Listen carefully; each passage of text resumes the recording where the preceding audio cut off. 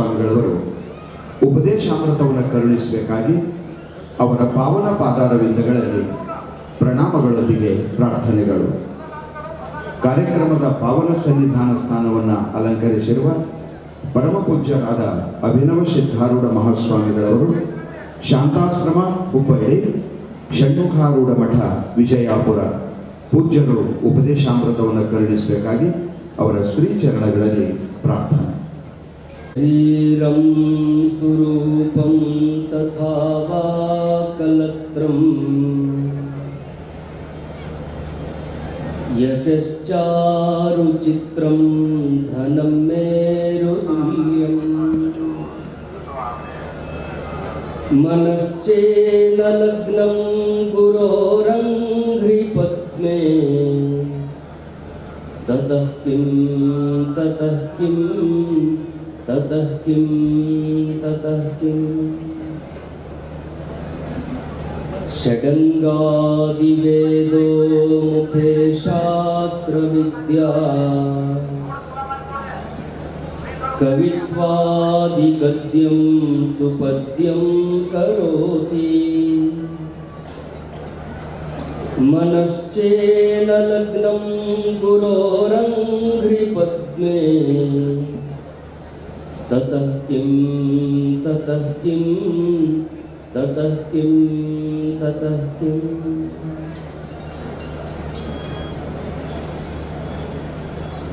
ಸದಾವಕಾಲ ಸ್ಮರಣೀಯರಾದ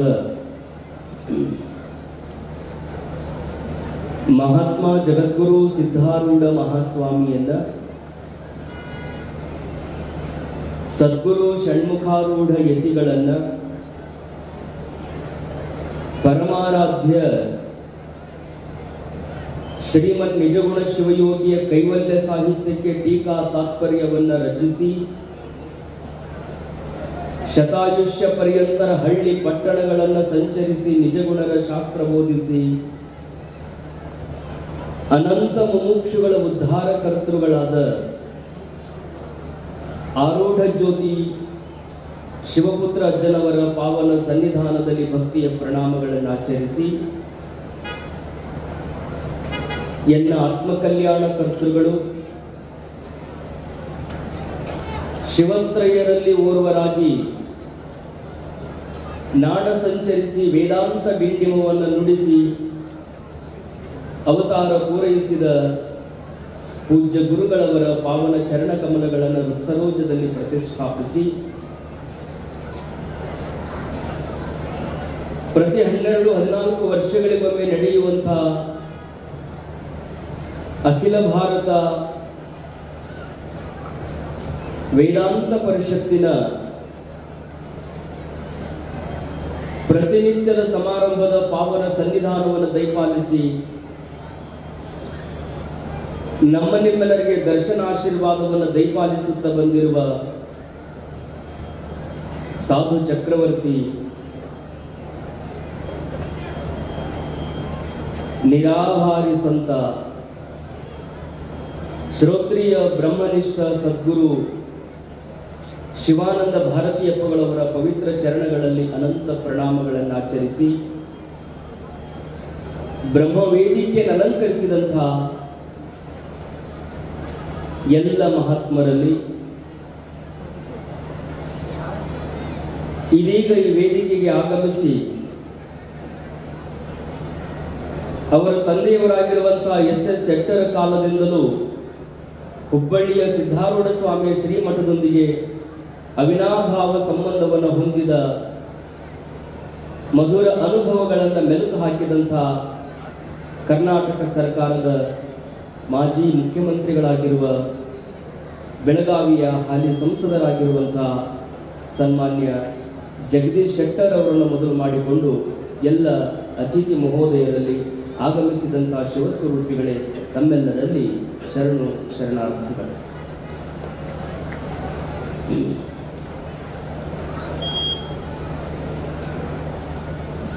ಬಹಳ ಸಮಯದಿಂದ ನೀವೆಲ್ಲ ಕಾಯ್ತಾ ಇದ್ದೀರಿ.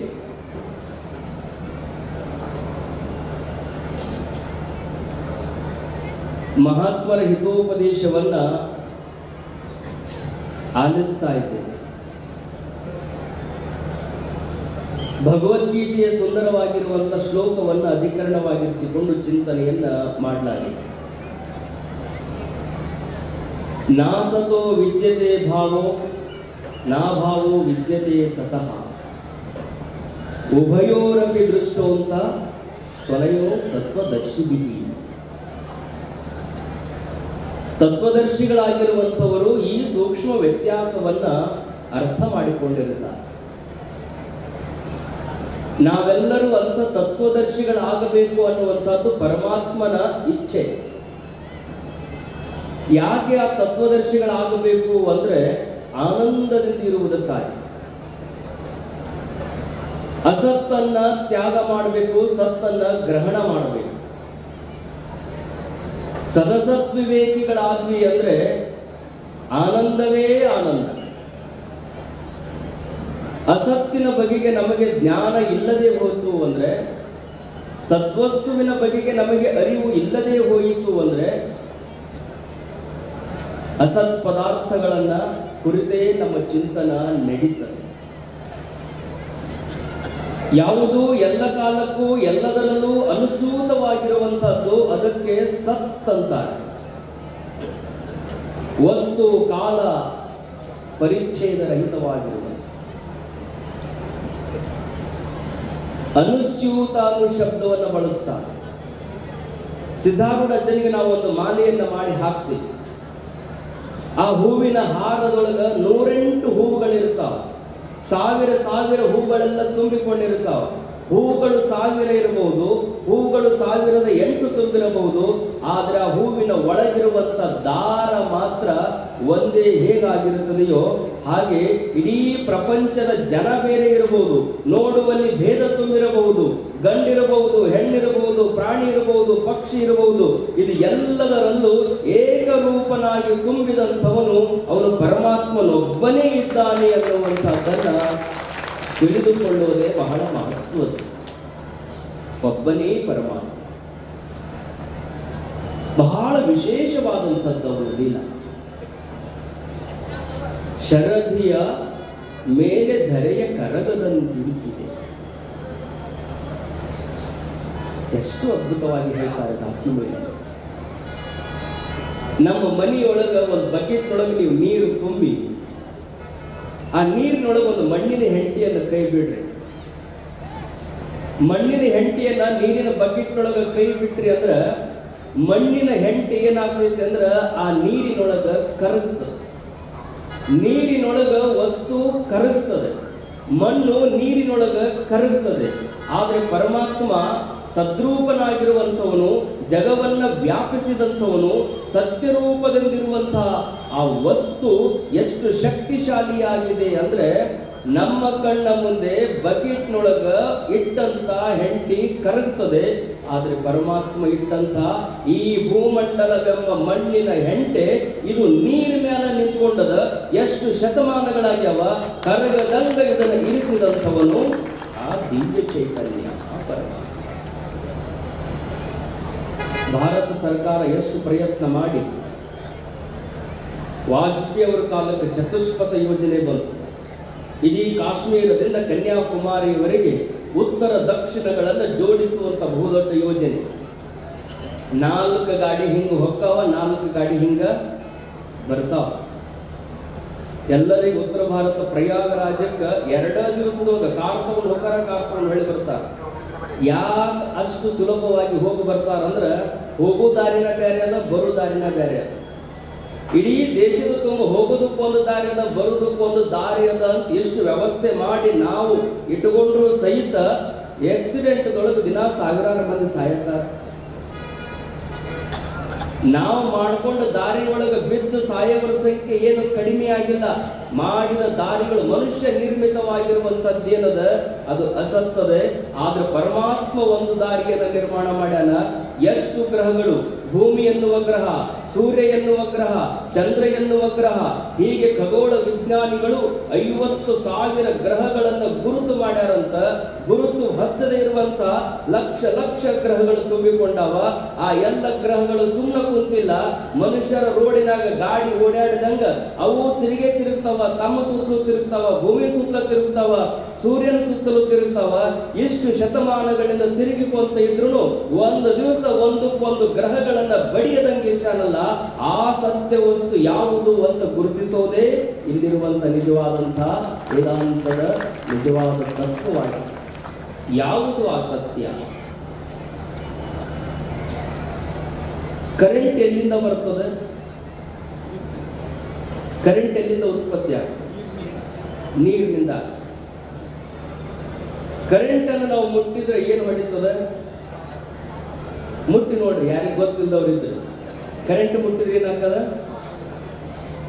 ನೀರಿನಿಂದ ಉತ್ಪನ್ನವಾಗುವಂತ ಕರೆಂಟ್ ಅನ್ನ ಮುಟ್ಟಿದ್ರೆ ಶಾಕ್ ಹೊಡಿತದ. ಮತ್ತು ನೀರು ಕುಡಿದ್ರೆ ನಮ್ಗೆ ಶಾಕ್ ಹೊಡಿಬೇಕಾಗಿತ್ತ. ನೀರು ಕುಡಿದ್ರೆ ಶಾಕ್ ಹೊಡಿಲಾರದಂಗ ಇಟ್ಟವ್ರು ಯಾರು? ಶರದಿಯನ್ನ ಕರಗದಂತೆ ಇರಿಸಿದವರು ಯಾರು? ಲಕ್ಷ ಲಕ್ಷ ಗ್ರಹಗಳು ಸುತ್ತುತ್ತಿದ್ದರೂ ಒಂದಕ್ಕೊಂದು ತಾಕದಂತೆ ಇರಿಸಿದಂತ ಶಕ್ತಿ ಯಾವುದು? ಅದು ಸೂಕ್ಷ್ಮವಾಗಿರುವಂಥದ್ದು. ಅದು ಯಾರಿಗೂ ಕಾಣುವುದಿಲ್ಲ. ಭೂಮಿ ಕಾಣಿಸ್ತದೆ. ಭೂಮಿಗಿಂತಲೂ ಸೂಕ್ಷ್ಮ ಒಂದು ವಸ್ತುವನ್ನಿಟ್ಟ ನೀರು, ಅದು ಕಣ್ಣಿಗೆ ಕಾಣಿಸ್ತದೆ. ಆದರೆ ಭೂಮಿಯಂತೆ ಘನವಾಗಿ ಇಲ್ಲ, ಅದು ದ್ರವ ರೂಪದಲ್ಲಿ. ನೀರಿಗಿಂತಲೂ ಸೂಕ್ಷ್ಮವಾಗಿದ್ದು ಯಾವುದು ಅಂದ್ರೆ ಗಾಳಿ. ಭೂಮಿ ಘನ ರೂಪದಲ್ಲದ, ನೀರು ದ್ರವ ರೂಪದಲ್ಲದ. ಆ ದ್ರವ ರೂಪಕ್ಕಿಂತಲೂ ಮುಂದೆ ಬೆಂಕಿ, ಅದು ಕಣ್ಣಿಗೆ ಕಾಣಿಸ್ತದೆ ಆದ್ರೆ ಮುಟ್ಟಕ್ಕೆ ಬರುವುದಿಲ್ಲ. ಭೂಮಿ ಮೇಲೆ ನಡಿಬಹುದು, ನೀರು ತಗೊಂಡು ಕುಡಿಬಹುದು, ಆದ್ರೆ ಬೆಂಕಿಯನ್ನು ಯಾರಿಗೂ ಮುಟ್ಟಕ್ಕಾಗುವುದಿಲ್ಲ. ನೋಡಕ್ಕೆ ಬರ್ತದೆ, ಮುಟ್ಟಕ್ಕೆ ಬರುವುದಿಲ್ಲ. ಆ ಬೆಂಕಿಗಿಂತಲೂ ಸೂಕ್ಷ್ಮವಾಗಿದ್ದು ಯಾವುದು ಅಂದ್ರೆ ಗಾಳಿ. ಗಾಳಿ ಎಲ್ಲರಿಗೂ ಬೇಕು, ಎಲ್ಲರೊಳಗೂ ಗಾಳಿ ತುಂಬಿಕೊಂಡವು. ನಾನು ಮನ್ನೊಂದು ಪ್ರವಚನದಲ್ಲಿ ಹೇಳ್ತಿದ್ದೆ, ಎಷ್ಟು ಗಾಳಿಗಳದಾವ ಅಂದ್ರೆ ದಶವಿಧ ಗಾಳಿಗಳದಾವ, 10 ಗಾಳಿಗಳದಾವ ಪ್ರಮುಖವಾಗಿ. ಅದರಲ್ಲಿನೇ ಪ್ರಮುಖವಾದಂಥವು ಪಂಚಪ್ರಾಣಗಳು. ಆ ಪಂಚಪ್ರಾಣಗಳು ಈ ಶರೀರದೊಳಗೆ ಪರಮಾತ್ಮ ತುಂಬಿಟ್ಟ. ಎಲ್ಲೆಲ್ಲದವ ಅವು ಪ್ರಾಣಗಳು ಅಂದ್ರೆ ಪ್ರಾಣೋಪಾನ ಉದಾನಶ್ಚ, ಪ್ರಾಣ ಅಪಾನ ಉದಾನ ವ್ಯಾನ ಸಮಾನವೆಂಬ 5 ವಾಯುಗಳು. ಹೃದಯ ಪ್ರಾಣ ಗುದೇ ಅಪಾನ ಸಮಾನೋ ನಾಭಿ ಸಂಸ್ಥಿತ. ನಮ್ಮ ಹೃದಯ ಭಾಗದಲ್ಲಿ ಪ್ರಾಣವಾಯು ಇದೆ, ಗುದ ಭಾಗದಲ್ಲಿ ಅಪಾನ ವಾಯು ಇದೆ, ನಮ್ಮ ಹೊಕ್ಕಳ ಭಾಗದಲ್ಲಿ ಸಮಾನವಾದಂಥ ವಾಯುವಿದೆ, ಗಂಟದಲ್ಲಿ ಉದಾನ ವಾಯುವಿದೆ. ಇಡೀ ಶರೀರದ ತುಂಬ ವ್ಯಾನವಾಯು ತುಂಬಿಕೊಂಡಿದೆ. ಒಂದೇ ಗಾಳಿ ಇಲ್ಲ. ಎಷ್ಟು ಗಾಳಿಗಳದಾವ? 5 ಗಾಳಿಗಳದಾವ. ಅದಕ್ಕೇನಂತಾರ ಅಂದ್ರೆ ಪಂಚಪ್ರಾಣ ಅಂತಾರೆ. ಪಂಚಪ್ರಾಣ ರಾಮಕೃಷ್ಣರಿಗೆ ಬಹಳ ಪ್ರಿಯವಾಗಿರುವಂತ ಕಥೆ ಒಂದು. ಪಂಚಪ್ರಾಣ ಅನ್ನೋ ಶಬ್ದವನ್ನು ಪ್ರಯೋಗ ಮಾಡುವಾಗ ರಾಮಕೃಷ್ಣರಿಗೆ ಯಾವುದು ಪಂಚಪ್ರಾಣ ಅಂದ್ರೆ ಜಿಲೇಬಿ ಪಂಚಪ್ರಾಣ ಇತ್ತಂತ. ನಮ್ಮೂರು ಉಂಡೆ ಮಾಡಿ ತಂದಾರ ನೋಡಿ. 196 kg ಮಾಡ್ಯಾರ ಅಂದ್ರೆ ಎಷ್ಟು ದೊಡ್ಡವರು ಇರಬೇಕು? ಎಷ್ಟು ದೊಡ್ಡವರು ಇರಬೇಕು? ಅಪ್ಪವ್ರದ್ದು 190ನೇ ವರ್ಷದ ಜಯಂತಿ ನಿಮಿತ್ತ 190 kg ಹೆಂಗೆ ಉಂಡೆ ಮಾಡ್ಯಾರ, ಅವ್ರಿಗೆ ಅದ್ರ ಬಗ್ಗೆ ಪ್ರೀತಿ ಇರಬೇಕು. ಹಂಗ ರಾಮಕೃಷ್ಣರಿಗೆ ಪ್ರೀತಿ ಅದ್ರ ಬಗ್ಗೆ ಅಂದ್ರೆ ಜಿಲೇಬಿ ಬಗ್ಗೆ ಬಹಳ ಪ್ರೀತಿ ಇರ್ತದೆ. ಶಿಷ್ಯ ಊಟ ಮಾಡಿಸಿದ್ದ, ಎಲ್ಲ ಊಟ ಮಾಡಿಸಿ ಕೈ ತಕ್ಕೊಂಡು ಬಂದು ಹೊರಗೆ ಕೂತಿದ್ರು ದರ್ಶನ ಹಾಲಿನೊಳಗ. ಯಾರೋ ಜಿಲೇಬಿ ತಂದ್ರು. ಜಿಲೇಬಿ ತಂದ ತಕ್ಷಣನೇ ರಾಮಕೃಷ್ಣರ ಹಗೂರ್ಕ ಆ ಜಿಲೇಬಿ ಪಟ್ಟಣದ ಕಡೆ ಕೈ ಹಾಕಿದ್ರ. ಅವಾಗ ಅವ ಅಂದ, ಅಲ್ರಿ ಊಟ ಮಾಡಿಸುವಾಗ ಹೊಟ್ಟೆ ತುಂಬೈತಿ, ಏನೂ ಬೇಡ ಅಂತಂದ್ರಿ, ಒಂದು ತುತ್ತು ಸಹಿತ ಹೆಚ್ಚಿಗೆ ತಿನ್ಲಿಲ್ಲ.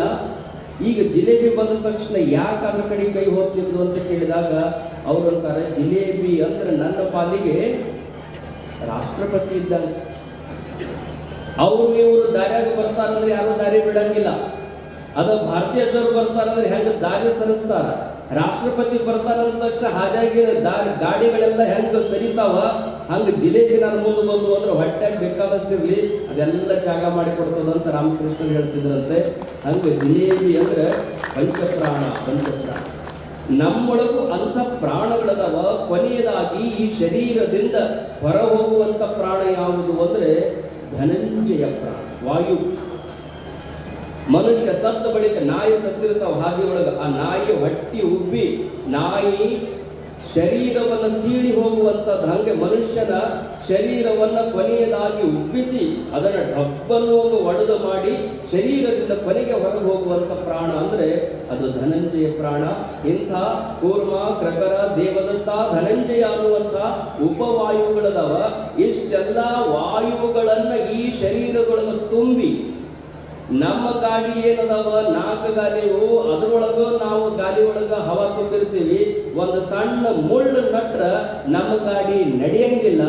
ಆದ್ರೆ ಈ ಶರೀರದೊಳಗ ಇಷ್ಟೆಲ್ಲ ಗಾಳಿ ಇಟ್ಟು 9 ತೂತುಗಳನ್ನು ತೆಗೆದು ಇದನ್ನ ನಡೆಯುವಂಗ ಮಾಡ್ಯಾರಲ್ಲ, ಆ ದಿವ್ಯ ಶಕ್ತಿ ಯಾವುದು ಅಂತ ಯೋಗಿಗಳೆಲ್ಲ ಪ್ರಶ್ನೆ ಮಾಡ್ತಾರೆ. ಆ ಶಕ್ತಿ ಎಲ್ಲ ಕಾಲಕ್ಕೂ ಇರುವಂಥದ್ದು, ಅದಕ್ಕೆ ಇಲ್ಲ ಅನ್ನುವಂಥದ್ದನೇ ಇಲ್ಲ. ಅದು ಎಂದೂ ಅಭಾವಕ್ಕೆ ಒಳಗಾಗುವಂಥದ್ದಲ್ಲ. ನಮ್ಮ ಇಬ್ರಾಹಿಂ ಸುತಾರ್ ಅವರು ಹಾಡ್ತಿದ್ರು ಯಾವಾಗ, ನಿರವಯವನಾಗಿ ನಿರಾಕಾರನಾಗಿ ದೇವನಿರುವನಲ್ಲ, ನಿರವಯವನಾಗಿ ನಿರಾಕಾರನಾಗಿ ದೇವನಿರುವನಲ್ಲ, ದೇವನಿರುವುದೇ ನಿಜವಾದರೆ ಏಕೆ ಕಾಣೋದಿಲ್ಲ. ಹಿಂದೊಬ್ಬ ಪ್ರಶ್ನೆ ಮಾಡ್ತಿದ್ದ, ಆ ಪ್ರಶ್ನೆಗೆ ಅವರು ಉತ್ತರ ರೂಪವಾಗಿ ಹೇಳ್ತಿದ್ರು. ಆ ಪರಮಾತ್ಮ ವಸ್ತು ಹೆಂಗೈತಿ ಅಂತ ಪ್ರಶ್ನೆ ಮಾಡಿದ್ರೆ, ನಿರವಯವನಾಗಿ, ಸ್ವಗತ ಸಜಾತಿ ವಿಜಾತಿ ಭೇದಗಳು ಆತ್ಮನೋಳು ಇಲ್ಲ ಎಂತನೇ ನಿರವಯವನಾಗಿ, ಗಗನದಂತಿರೇ ನಿರವಯವನಾಗಿ. ಜಗತ್ತಿಗೆ ಅವಯವಗಳದಾವ, ಆತ್ಮನಿಗೆ ಅವಯವಗಳು ಇಲ್ಲ. ಆತನಲ್ಲಿ ಯಾವ ಭೇದಗಳೂ ಇಲ್ಲ ಅಂತ. ಭೇದಗಳಿರೋದೇ 3: ಸ್ವಗತ, ಸಜಾತಿ, ವಿಜಾತಿ. ಸ್ವಗತ ಭೇದ ಅಂದ್ರೆ ತನ್ನೊಳಗಿನ ಭೇದಗಳು, ಸಜಾತಿಯ ಭೇದ ಅಂದ್ರೆ ತನ್ನಂತದ್ದೇ ಮತ್ತೊಂದು, ವಿಜಾತಿಯ ಭೇದ ಅಂದ್ರೆ ತನಗಿಂತ ಅನ್ಯವಾಗಿರುವುದು. ಏಕಮೇವಾದ್ವಿತೀಯಂ ಬ್ರಹ್ಮ ಎಂಬ ವಚೋ ಕ್ರಮದೊಳು ಆತ್ಮನಿಗೆ ಈ ಭೇದಗಳನ್ನು ಹೇಳಲಿಕ್ಕೆ ಬರುವುದಿಲ್ಲ.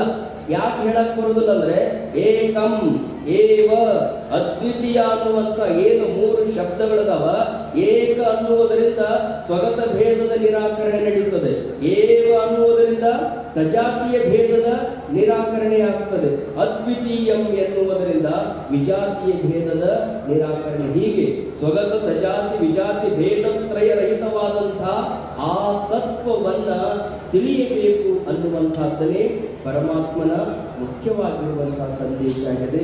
ಅದನ್ನು ತಿಳಿಸಿಕೊಡುವುದಕ್ಕಾಗಿ ಈ ವಿಶ್ವ ವೇದಾಂತ ಪರಿಷತ್.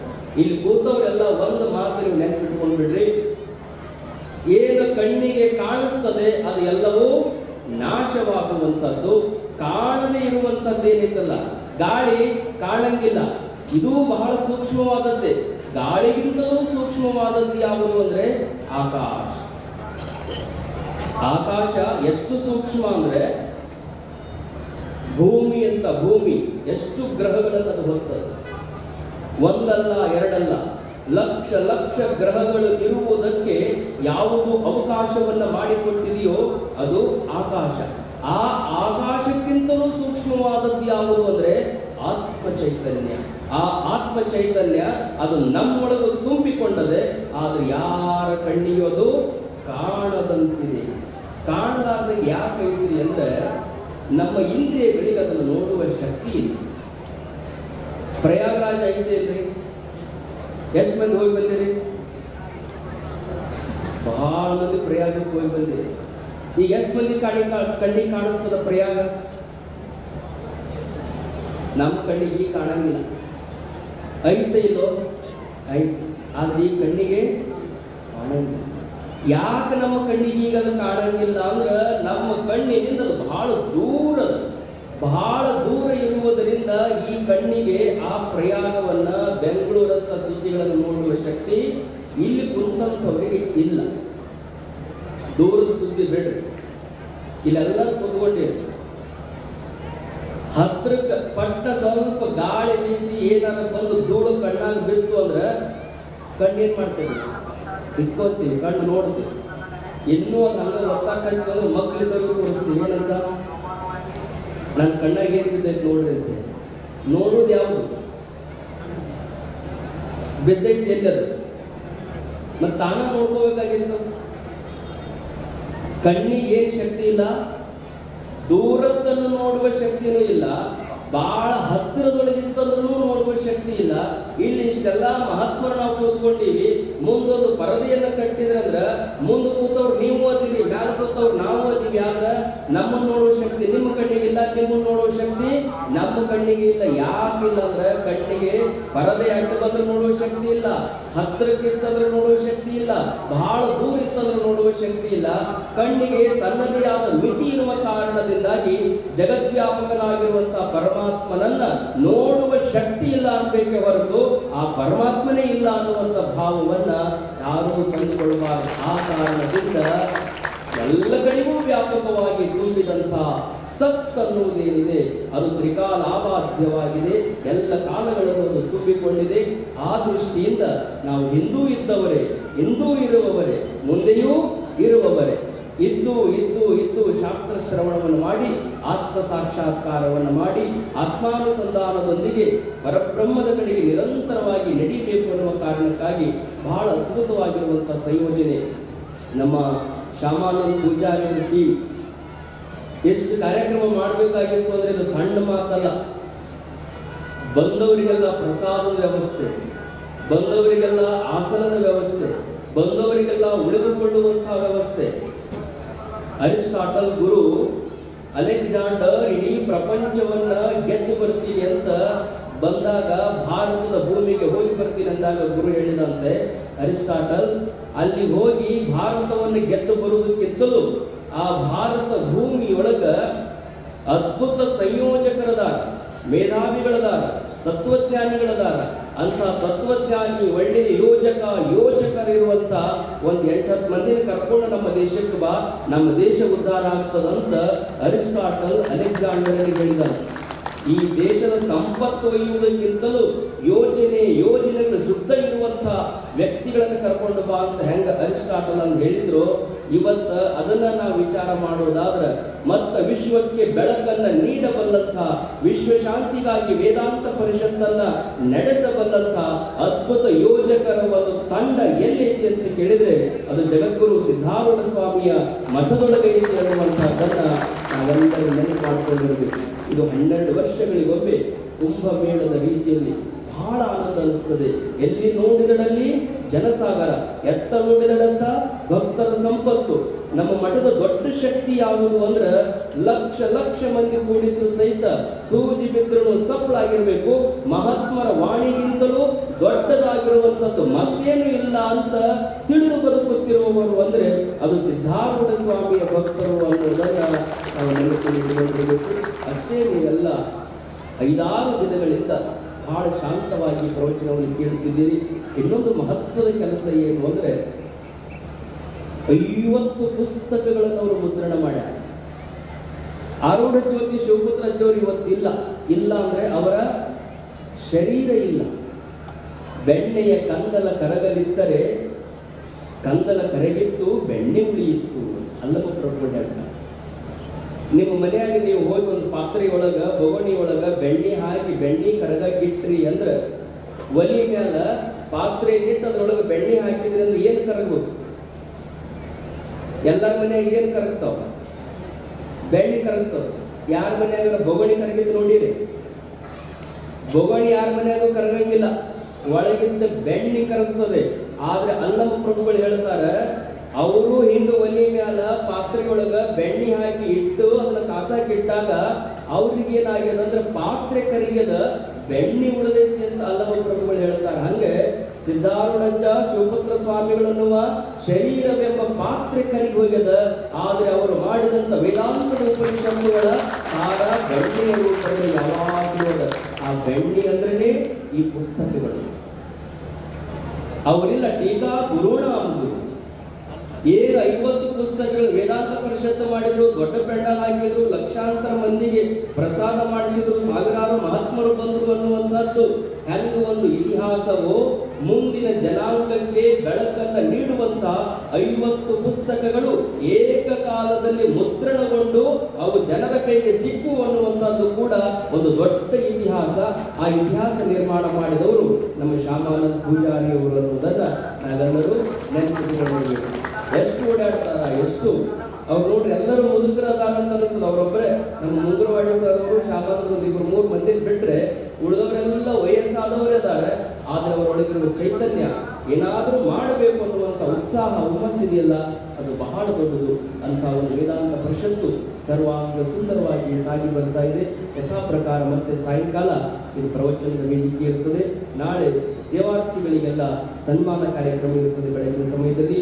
ಈ ಹೆಂಗ ನೀವು ಬಂದು ಕೂತೀರಿ ವೇದಾಂತ ಶ್ರವಣಕ್ಕಾಗಿ ಅತ್ತ ಇತ್ತ ಹೋಗದಂತೆ ಎಲ್ಲರೂ ಇತ್ತಲೇ ಬಂದು ಕುಳಿತುಕೊಂಡಾಗ ನಿಮ್ಮ ಬದುಕು ಸಾರ್ಥಕವಾಗ್ತದೆ ಅನ್ನೋ ಮಾತನ್ನು ಹೇಳಿ ಪೂಜ್ಯ ಜಗದ್ಗುರು ಶಿವಾನಂದ ಭಾರತೀಯಪ್ಪಗಳವರ ದಿವ್ಯವಾದ ಸಂದೇಶವನ್ನು ನಾವೆಲ್ಲರೂ ಆಲಿಸೋಣ ಅಂತ ಹೇಳಿ 2 ಮಾತುಗಳಿಗೆ ವಿರಮಿಸ್ತೇನೆ.